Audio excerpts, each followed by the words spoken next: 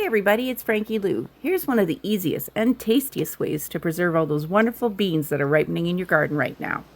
As with all your preserving projects, it's best to clean and sanitize all the equipment you're going to use in advance before you get started. I'm using a mix of dragon's tongue and purple peacock beans for this project today.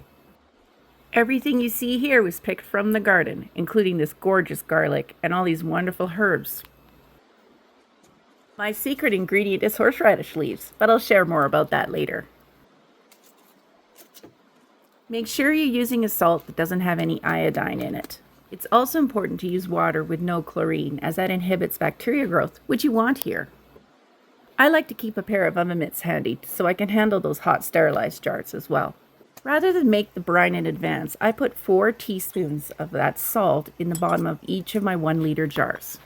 I then pour about a cup of water into each of the jars. I find that using 4 1-liter jars is just about perfect for 3 pounds of fresh beans. I use wooden chopsticks instead of a metal spoon to stir in that salt and dissolve it, so I don't score and scratch the jars.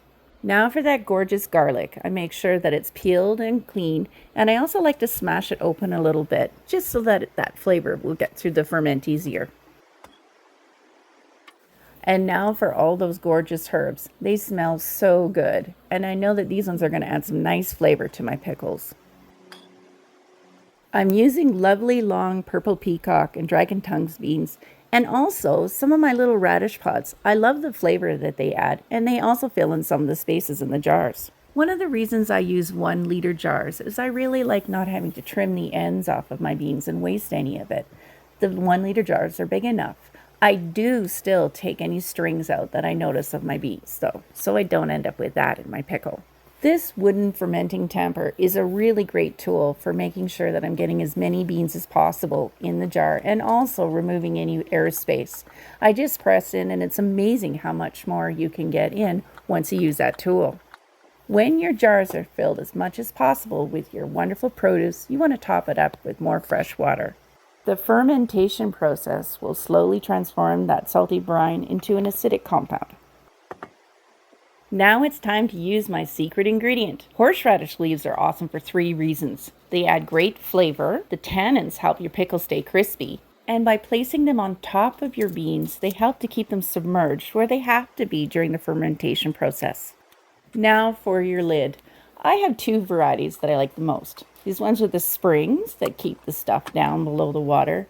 And I also like these ones with the glass weights and the burping lids on top. No matter what type of lid you use, you got to make sure you have enough brine and that your materials are fully submerged. Now there we go. Didn't take long to prep at all.